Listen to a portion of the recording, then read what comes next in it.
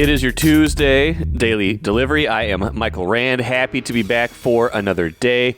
Hope everybody's having a great day out there today. Terrific show coming up here in just a minute. Andrew Krammer from the Star Tribune joins me to talk offseason Vikings.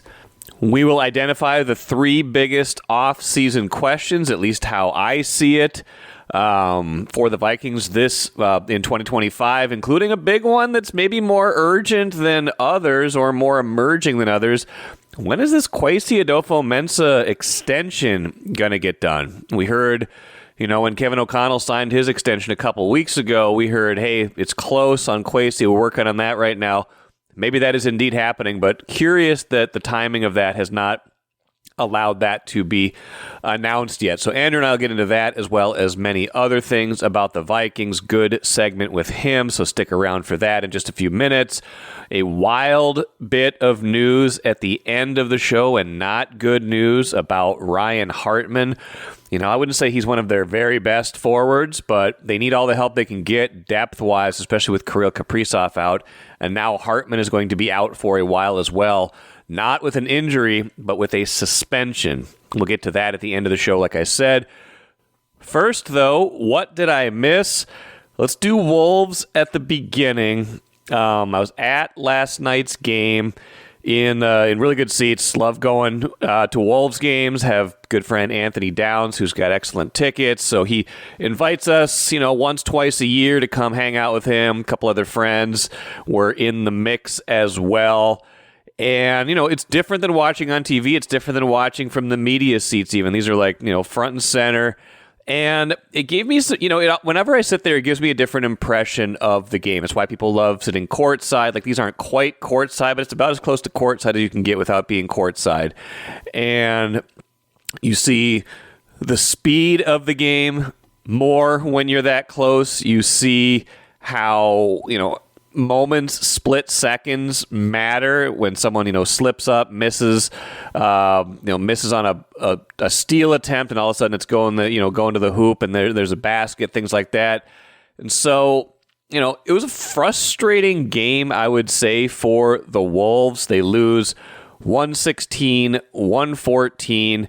The last three for the Wolves came at the buzzer, so it wasn't like a nail biter in that regard. They did have the ball down 3 with 7 seconds left. Joe Ingles comes in, makes his first appearance of the whole night, takes off his sweatpants, takes off all the stuff, inbounds to Jaden McDaniels. McDaniels loses the ball out of bounds. I don't think Joe Ingles didn't get a regulation play at all, except for that. He played about 2 seconds in that game, but not his fault. But that was basically their last chance. Ball goes out of bounds off Jaden McDaniels, and Sacramento hits 2 free throws, game over. It kind of was Sacramento's night all night. And as much as it's tempting to rip the Wolves for now 2 losses in a row, the Saturday game against Washington, still inexcusable to lose to Washington. I don't care how many rotation players you're missing for that game. Anthony Edwards sick in that game. Julius Randle out with the groin injury. No Dante DiVincenzo still. So you're missing a lot of guys. I get it. But Washington was 6-41. Like, that's the unforgivable one. That's the one that you had to have. You had to figure out a way, even without some of your best players, to beat Washington. And they couldn't do this. That put the onus on them Monday. Ant was back. Naz Reid, who had been questionable, played.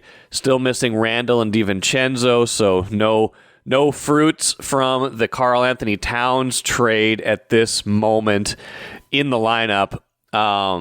Kings just blitzed them right off the gate, and that was maybe the one area where you can say it was the Wolves' fault on Monday.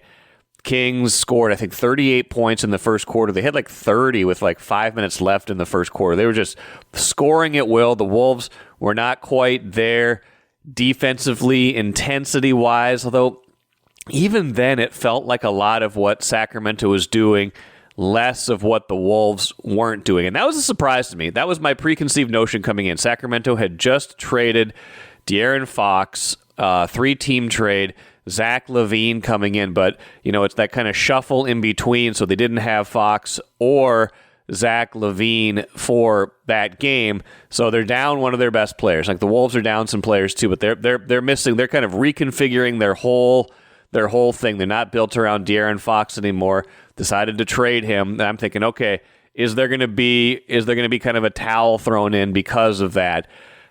Complete opposite. This game had kind of almost a playoff intensity, and that's kind of how the West is. Sacramento is not a bad team. They're a little bit over 500. They're scrapping and fighting to get into the playoffs, the play-in, whatever they can get into. It had that kind of intensity even after the trade. Maybe that caught me off guard. If it caught me off guard, it probably caught the Wolves off guard. They might have been thinking the same thing. This game was going to be, if not easy, a chance to put Sacramento away.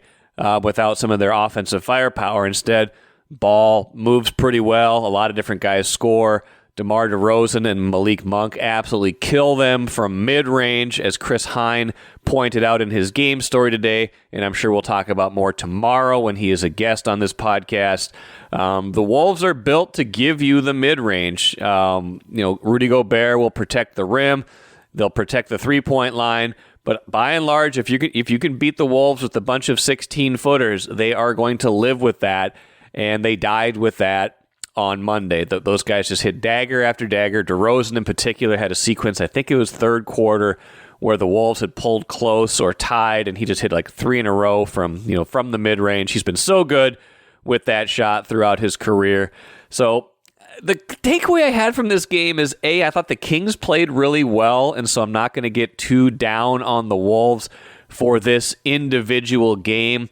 But in tandem with the Washington loss, like these are two games, you can't lose both of those games. If you're a serious team, if you're trying to compete in the West, get a top 6 seed, you can't lose both of those games, and they did. The reason they lost both those games, we have to explore this. They probably missed Julius Randle more than any of the Julius Randle haters would like to admit. Trade deadline is 2 days away. Hard to imagine anything of significance happening. This is the team. They need Julius Randle to get healthy and come back from that groin injury he suffered a couple games ago. They need him to be at maximum strength. He is another facilitator. He is another scorer.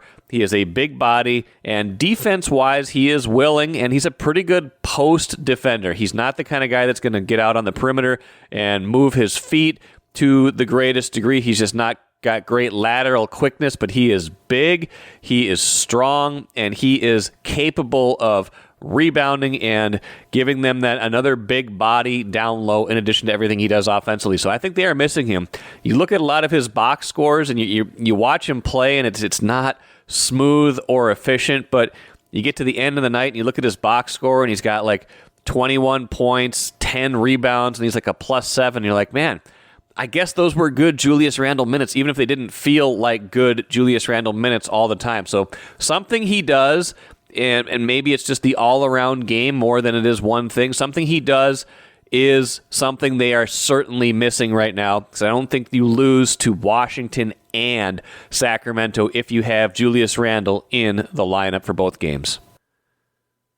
It's Super Bowl week. No, the Vikings are not playing. Newsflash. It's been almost 50 years since they were even in a Super Bowl, Andrew Krammer. But I still want to talk Vikings because a lot of people will be talking NFL this week. It's inevitable. Free agency is still more than a month away, but people will talk, Andrew. People will talk this week, will they not? They will. They'll get paid to talk. They'll talk for free. They'll hawk different sponsorships, and you'll see players you haven't heard from in 10 years selling Gillette razors or something like that. So it's a fun week down at Super Bowl Media Row in New Orleans. But no, the Vikings for the 40 whatever straight year will not be down there. They will not. They will not. But like I said, they have a lot of chatter about the Vikings. They've got a lot of pending free agents. And Andrew, I want to frame our segment today around something I was thinking about the other day, and just the three biggest offseason questions I have about this franchise. They kind of range from the specific to maybe the more big picture, but the first one of them, undoubtedly, and this is probably the thing that's going to get the most chatter this week, is what are they going to do at quarterback? And I think you're going to hear probably some narratives emerge this week, and I think you already started to hear a few of them, like, hey, Vikings are still thinking about re-signing Darnold, still thinking about keeping Sam Darnold, and I'm of the mind that a lot of that chatter is, if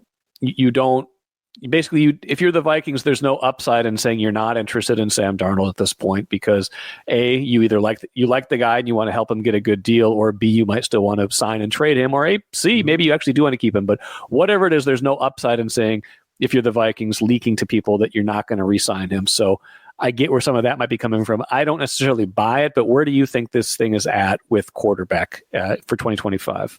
Yeah, the last time we heard from Kwesi Adofo-Mensah was at the season-ending press conference last month, in the middle of last month, after that Rams playoff loss. And I still believe what he said then because it jibes with what you hear behind the scenes. And even going into the end of the season, we heard that they'd be interested in bringing Sam back. This was even after the Lions loss in the season finale. And Kwesi said as much that they are keeping their good options open at that spot. And I think Sam's end of his year, the way that he lost, the way that those two games flamed out in the biggest moments, you're not only smart to not say we're not interested to bring him back, even if that's the case. Let's say that there's a world where they say, nope, we don't want to bring him back. You're obviously smart to just say, you know what, keeping our options open, we'll see, because you never know what's going to happen. You never know if some desperate team wants to trade for him, and then you can work that out behind the scenes, tag him and trade him or whatever. However, in this reality, which we have not been lied to very often by this front office or this head coach, I do think they would want him back at the right price. I do not think this door is closed. When Kwesi says this is not a binary decision to us, a yes, no, I believe him because he's in the market of getting value. And if Sam Darnold's value has plummeted so much because of the way that year ended, they would be equally as dumb to turn a blind eye at that and not bring him back at the right price. If it's $25 million for a year or whatever, if it's fallen to such a low level, which I have a hard time seeing, and I think we're headed in a spot where his value goes above what the Vikings want to pay him, which leads to the conclusion we all expect that he would probably walk out the door and sign somewhere else. But if he gets crickets at the combine, or he gets crickets later this month as the free agency talks kind of ramp up, that's the situation and scenario the Vikings are keeping themselves open to, in addition to just being smart negotiators and smart public-facing NFL teams and saying, you know what, we'll keep our options open. I do believe if you had to peg a single guy on this team that they're going to move forward with, it's obviously most likely going to be J.J. McCarthy. It's just a question of who is the guy with him. Is it going to be Sam at that cheap rate? I do not believe they're going to pay him a 3-4 year Sam Darnold a mega deal to stay in Minnesota. I think that's the thing that's off the table at this point. It's just a matter of, can he continue to be the bridge to JJ, which he should have been this year had JJ not gotten hurt and spent his entire year off the practice field. And that complicates things. JJ's recovery, where he's at as a potential franchise quarterback, not practicing since August.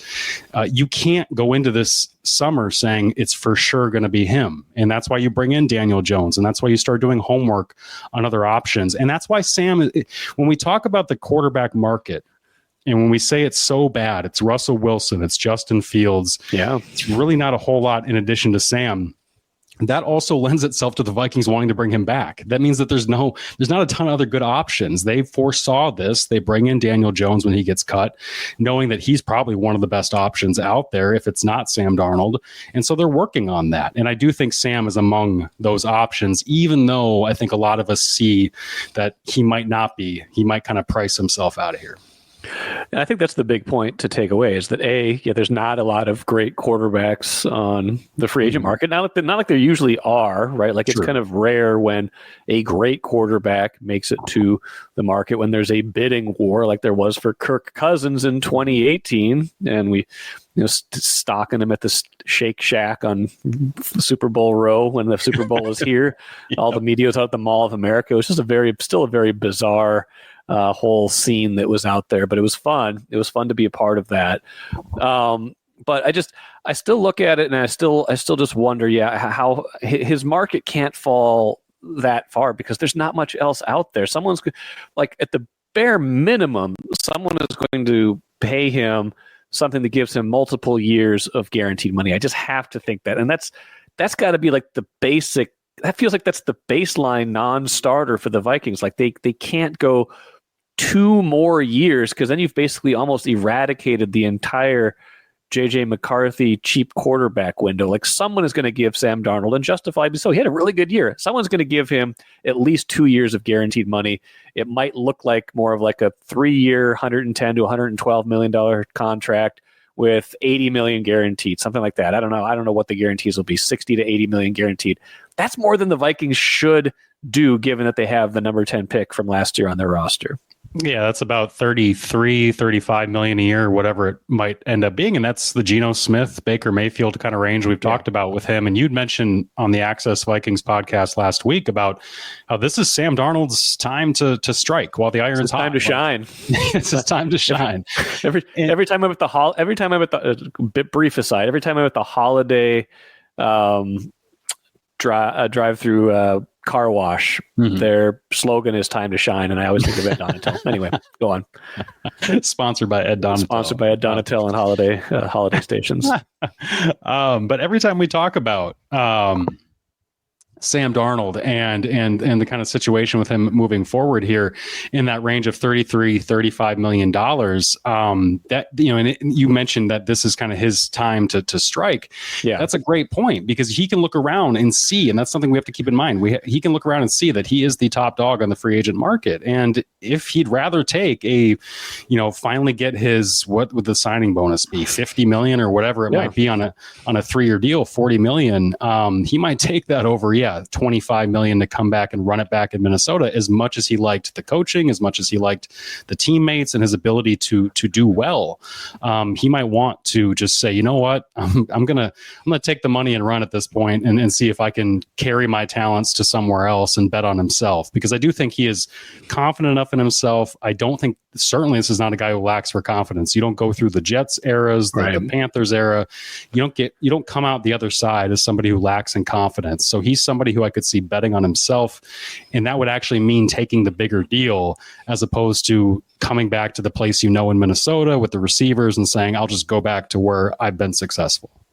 Yeah, and he's never cashed in either. Like, he's made plenty of money. He's made money to change his life, but he's never had a big contract. He's either had the rookie contract or some of those bridge contracts. He's never had the kind of big free agent contract, and this is the ideal scenario. He's coming off as good of a season as he's ever had and might ever have.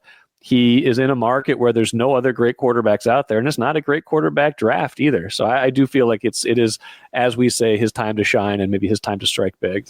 That's another good point. I didn't think about the draft too. Yeah, I mean, we never know. We really don't. And teams admittedly never know, but there was so much buzz about last year's quarterback class. And there was a reason why 6 guys went in the top 11 or 12 or whatever it was because those teams knew this year was not going to be great. That was the year to strike. The Falcons take Penix at 8, knowing if we're at this point next year, we're not going to have the guy this good available to us, so we might as well take him.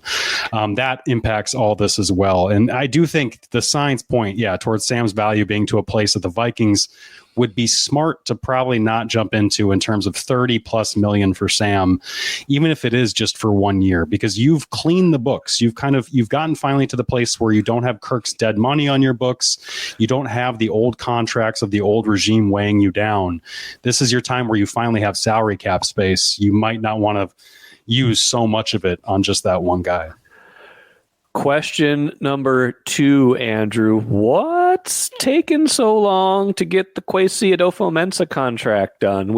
I believe, when O'Connell got done a couple weeks ago, it was like, barely a week after the playoff loss, and everyone was like, what's going to happen? What's going to happen? It's like, okay, yeah, now he's good to go. He's got this multi-year contract now. We don't know exactly how long it is. And we were told at the time that it was, they're working on a deal for Kwesi and it shouldn't be too much longer. And depending on your definition of not too much longer, this could still qualify as not too much longer, but it felt more imminent than it has proven to be, I guess I'd say. Yeah, and it could still be coming at any point, because as soon as Kevin O'Connell's multi-year extension was done, the Vikings made it known behind the scenes that they were working on Kwesi's and did not want a lack of Kwesi's at the time last month to connotate that they weren't trying to get his deal done. Those negotiations were still ongoing, and it's been radio silence since then in terms of where those deals, where the talks are at, and where the possible agreement, how close that might be, because these are complicated in terms of term length for him, in terms of roster control, in terms of the things he has and hasn't maybe earned in the eyes of the Wilf ownership group at this point. I was not shocked to see Kevin O'Connell's done sooner. When you win 13 games as a head coach twice in your first 3 years, I think those talks will be easier to do than they were with Kwesi. I think Kevin had more of a blank check, to just use a metaphor, than Kwesi does at this point. So I think that's part of it, certainly.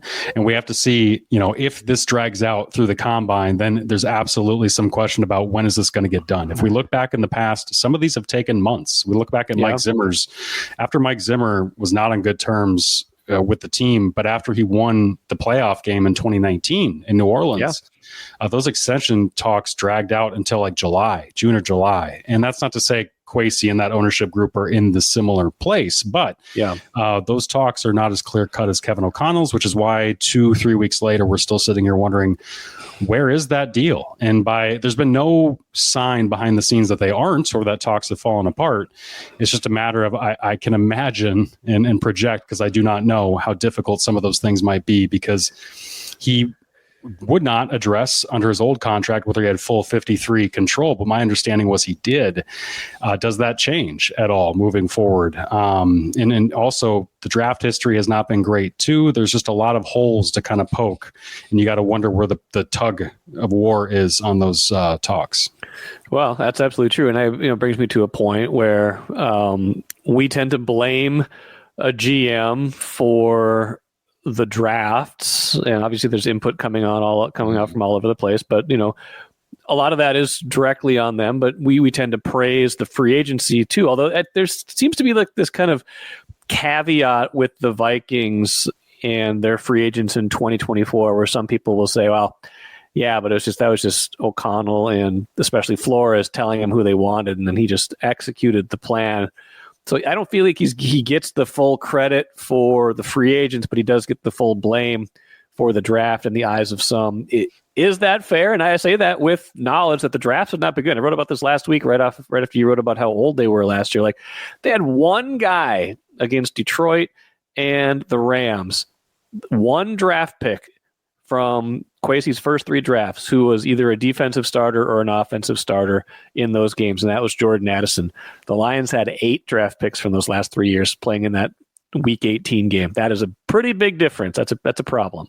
Yeah, I had asked somebody behind the scenes, I think it was within the last year, about that 2022 draft class. And it was last summer as they were getting rid of them. Lewis Seen, one by one, Andrew Booth Jr., specifically those 2 guys. And what I was told is that, because my question was, well, how much of that can be blamed on the fact that Kwesi was coming in as a new GM, and all of you guys, did the scouts who had stayed from the previous regime to the new administrators like Ryan Grigson, Demetrius Washington coming in, how much was that because you were trusting Ed Donatel to kind of lead and decide what you needed defensively? You had an offensive head coach in Kevin O'Connell who was not making those kinds of defensive decisions for you. You needed your defensive leader in Donatel to guide those picks. And I was told by somebody high up in the Vikings front office that, well, those first and second round picks should be coordinator proof. Well, they were not. And I do think that it is a reasonable thing to blame those picks on the fact that Donatel was the leading voice defensively and what they needed at that spot. That's not to say that high up administrators and scouting people didn't have opinions, but they needed to fit somebody like Lewis Seen, who they thought was a great fit with a 4 kind of deep shell defense, keeping the safeties deep and crashing down low. They thought Seen was a perfect fit for that. And that's not what Brian Flores does. He was not a fit at all for what Brian Flores does. And so as much as you can have scouting phrases that say first and second round picks should be coordinator proof, they just aren't. And I think his slow start in the draft, and especially the top of the draft defensively, can be tied to the fact that, Brian Flores wasn't here. And then Brian Flores conversely makes some of your free agent picks look smart when he says, as Flores told us, Andrew Van Ginkel was on our short list, or my short list personally, of guys I wanted to go after in free agency last year. That wasn't necessarily the case with Jonathan Grenard, who was an amazing find just as well for them, that Kwesi added. Or Harrison Phillips 2 years prior in his first free agency. Or Josh Oliver in his second free agency. They found guys, Byron Murphy in his Kwesi's second free agency. They found a lot of guys that they try to get off of rookie contracts, plug them in as these long-term, kind of short and long-term fixes. And I do think they've done a good job of that, but none of these things can be independent. You ask, how fair is it to give Kwesi the blame without necessarily giving him all the credit for those decisions? That's how the job goes. It's every sport. It's baseball, it's basketball. The front offices, the scouts, everybody coming together, the GM can't do everything. He's just going off of what the evals coming in are. He's trusting his groups that are scouting the Northeast or the Southeast or whatever. Yeah, this is all collective stuff. And when even going back to Kellen Mond with Rick Spielman, one of the worst trying to make picks. Zimmer leave the room again? One of the worst picks in Vikings recent Vikings history. Kellen Mond going atop of the third round that year. He was the Senior Bowl MVP. So many people in that building liked him. That was not just a Rick Spielman pick. He pissed Mike Zimmer off, as you mentioned. Yes. He told Mark Craig that he left the room after Kellen Mond was picked. But Rick Spielman was not the only person that liked him. I had scouts, or a scout, I remember before that draft, texting me from the Vikings building that they liked Kellen Mond more than Justin Fields in that draft. Now, neither of them are franchise quarterbacks, but Justin Fields is a better quarterback. Yes. So that's not Rick saying that. That's another scout. So you got to trust your evaluators. And you miss, you hit, you miss. And obviously the good teams are the ones that hit more than they miss. The good scouting teams, I think of like Baltimore, Pittsburgh, Kansas City, Philly, teams that consistently draft well and hit in those spots. And the Vikings have hit on some draft picks, but certainly they've had plenty of misses under this regime. I don't know that we'll ever know, assuming Kwesi does get his extension sometime here soon. I don't know if we'll ever know the exact terms of it, but how awkward would it be if they are coming to him, or they eventually come to him and say, we're not going to kind of line this up just the way it was before. You're going to be on a different kind of timeline as Kevin O'Connell. There might be a little bit more shared power there. Like how would that make things awkward? How tenable is that? Yeah, and I would imagine it would make it awkward. Naturally, there's no way around that. I would imagine the Wilfs, though, after having, because they're not necessarily in the football offices every day, but they are around enough to know how bad it was with Rick Spielman and Mike Zimmer, as we found out after the fact, not even talking to each other toward the end of their tenure together. There's no indication that Kevin and Kwesi are anywhere near that kind of tension or issues, but you could start it pretty quick by saying, hey, Kwesi, we're just going to give you a 2-year deal, even though we just gave Kevin, which we don't know his terms, but let's say a 4-year deal or whatever. Yeah. I think the Wilfs would be mindful of that, and they'd be smart to be mindful of that. If they're reckless and they come in there and say, hey, we think you've earned only up to this, and that's what we're going to do. I do think that would naturally create some tension behind the scenes and create questions internally about who's really in charge here. Did Kwesi get the 53 control if he got a shorter deal than Kevin? Does Kevin have control over the quarterback decision instead of Kwesi? There's some questions there if they don't keep those guys in lockstep. And I think not only publicly, but privately, internally, they've wanted that kind of hierarchy pretty clear, and that those guys are a packaged pair that they brought in together and want to keep together. But like we said, the reason this deal isn't done, the reason these talks have gone along, it's pretty easy to speculate that it's because it's not as cut and dry as it was with Kevin. And I do imagine whether it's a team option or, because there's ways you can finagle it, where you can say, you're under contract for the same amount of years together, but there might be some backdoors or outs in Kwesi's deal that wouldn't exist in Kevin's. I think that's fair. The last thing, 3 big questions for the Vikings offseason. What do they think of themselves for 2025? This is a big esoteric, like roster-wide kind of conversation, but I mean, obviously last year wasn't supposed to be what it ended up being, right? Like nobody thought they were going to go 14-3. They might have liked themselves more than we liked them, but I'm sure 14-3 even surprised them to a degree. And again, it's almost like when they exceeded expectations and went 13-4 in 2022, it kind of made their offseason decisions for 2023 a little bit more complicated, because when you go 13-4, you talk yourself into some stuff, things like that. Like, it feels like the trajectory is there for them to be good again next year, but maybe not necessarily a Super Bowl contender next year, because they've still got a lot of holes, not a lot of draft picks, even if they got cap space, things like that. But where are they on what they think of their timeline, I guess? Do they think they've arrived? Is this another step? Do they feel like they have to take another half step back from 14-3 to get where they want to be in 2026? Like, what's their time horizon, Andrew? Well, I think we can talk about these things in terms of money, because that's the offseason. That's the blood of resources in the NFL. And yeah, they finally now have kind of a clear deck. They've got the 7th most projected cap space. The salary cap will not be set for some weeks here, but if the number that everybody's projecting is such, they're projected to have the 7th most room among teams. And that in and of itself is a much better space than they were in last year, where they were having to rework deals, take on dead money from Kirk's old contract as he moved on. They just had less room to operate. And so now that they've got Justin Jefferson's deal done, they've got Christian Darrisaw's deal done, TJ Hawkinson was another long-term deal they've recently done.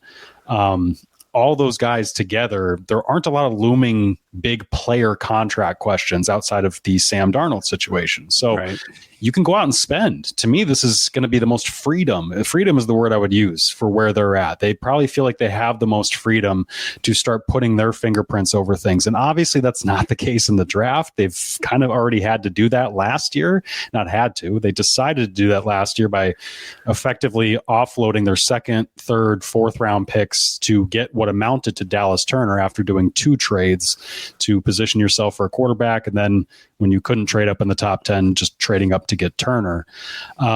So they don't have many draft picks. So you don't have freedom there, but you've got the free agency freedom and the confidence of just hitting on a bunch of free agents last year. And Cashman, Grenard, Van Ginkel, all those guys coming in and still being here on multi-year deals. You can go out and get another wave of those guys, maybe at corner, maybe at interior offensive line, maybe at running back, at positions of need, to further kind of create that new core that you really can't draft because you don't have a ton of picks to do it with. So to me, that's where I see where they're at. And last year was supposed to be more of that rebuilding year. That was supposed to be we're hampered by, whatever the percentage was, 12% of our cap being in dead money. We're hampered by a new quarterback who's a journeyman and all these things.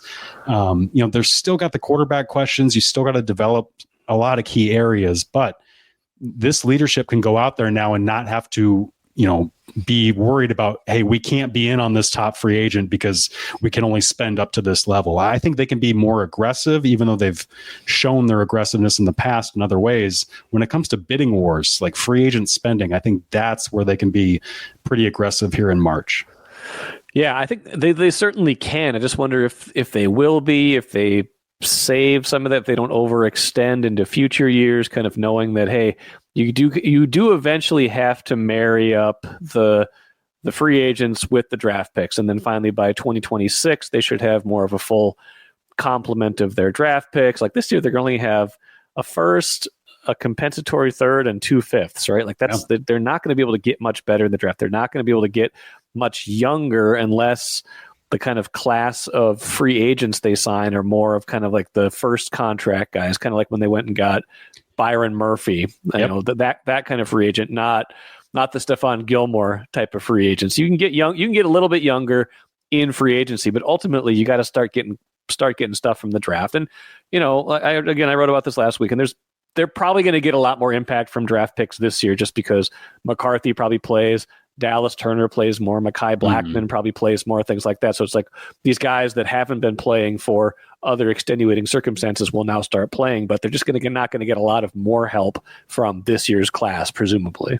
No, but I expect them to do what they've done each of the last 3 years, which is what you said. Find guys coming off rookie contracts, try to outbid their current teams for their services, and then you effectively get not a homegrown player, but a guy in his athletic prime who's got 5+ years ahead of him, like Byron Murphy. That was that exact scenario in Arizona. So was Jonathan Grenard coming out of Houston. So was Harrison Phillips coming out of Buffalo. Those were all the same situation where they got 3+ to 5 years plus of probably pretty good production if they, for instance, can re-sign Murphy. Yeah. They got guys that can be long-term solutions. And now you've got the money to go out and be involved in more of those conversations and maybe be involved in some conversations that you were priced out of before because they're expensive, like interior offensive line. That's one I come back to where that's always been a market this front office has not been willing to dive into. No. This coaching staff kind of prides itself on just kind of making do with pieces on the interior. I think that's worn thin after some failure. After what he said at the end of that Rams game, right? I think that's worn thin. So I do wonder if we're going to see a shift in the coaching staff, maybe pushing more internally for interior O-line, and then them actually having the money to go out and compete for a Trey Smith or whoever the top name is going to be. It might not be a guy who's fresh off a rookie deal, but it might be a guy who's an instant difference maker. And when it comes to O-linemen, you can generally go a little bit older at that spot too. And they probably just need to figure out, whether it's expensive in free agency or expensive with the first round pick in terms of draft capital, an interior defensive line game wrecker. Like when was the last time they had one of those? Those are hard to find. They are. Agreed.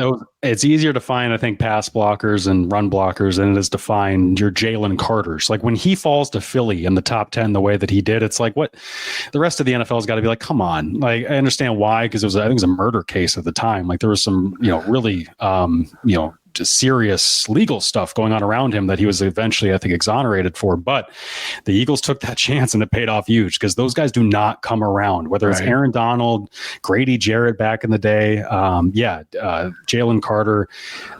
What you need is to do like what the Rams did, which is they found a Kobe Turner. They found I think it's Braden Fisk. They found some young guys they give you just enough and they're rotational guys and you got enough of them and you can kind of churn through because you're not going to find a top 5 game wrecker on the inside very often. And I don't know much about this draft class. My understanding is there's not some kind of top tier guy coming out, but they're not positioned to get him anyway, being way back at 24th overall. Right. So you're right. They need it. I do think, though, that's a spot where you might be more suited to just sign a middling guy in free agency and keep patching that spot together because it's going to take someone demanding a trade or something or somebody, I don't know, coming in and just totally surprising you because those guys are so hard to find. Okay. Well, we'll see. We'll see if they're tempted to kind of pedal to the metal or if they're a little bit more kind of cautious about, not getting in over their skis thinking, hey, 14-3, we can do it again if we just do all the same things again. Fascinating offseason, though, and I'm sure they're going to talk about it more, right? Yeah. Oh, my gosh. Yeah. It's going to be fascinating to see how starting with the quarterback situation and beyond, how this plays out. We will learn a lot about, I think, how they feel about Sam if that franchise tag, which the window begins February 18th, right? If that's not even a topic for them, then I think we know enough about how they feel about Sam and how the market might be set. Because if the market's crazy for him, then you almost have to tag him, don't you, Mike? Yeah, I think so. It would be a risk in case the market cools, but if you think you have a good read on the market and you think that's an asset you can turn into a draft pick, then it's pretty much a no-brainer. And they are very much into assets. They want to control those assets, and the more, if you can tag him and trade him for a second-round pick, third-round pick, I don't know what you'd get for him, but you would get something of value if you could just do that and take a little bit of the risk initially.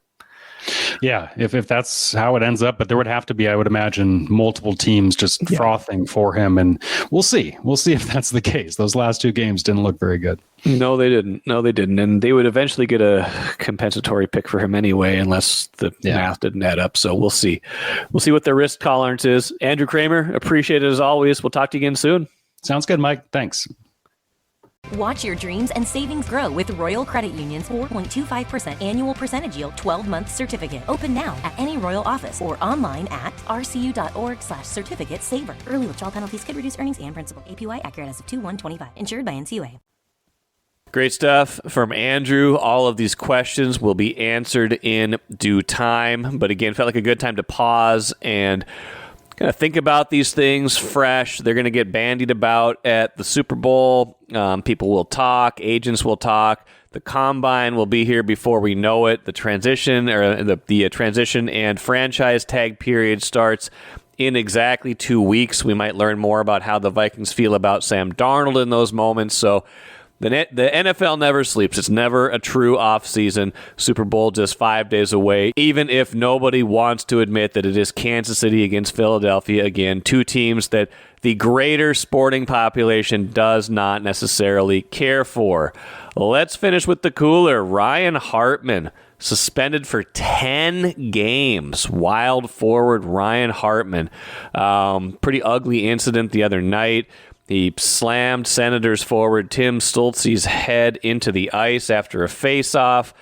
He said he was just trying to get leverage, like he was trying to kind of protect himself.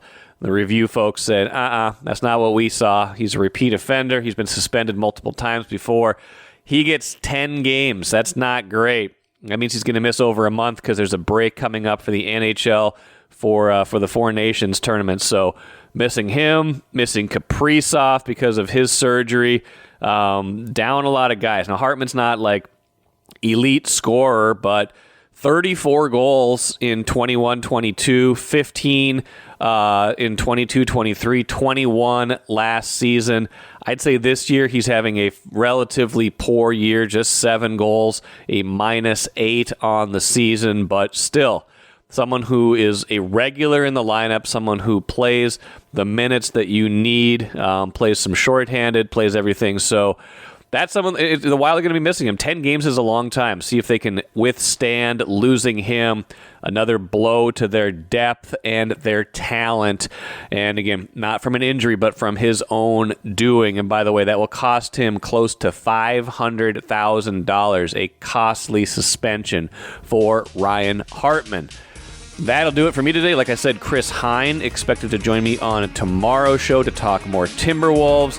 I'm sure we'll have more Super Bowl talks and Lavelle Neal III later this week. Until then, I am Michael Rand, back at it again on Wednesday.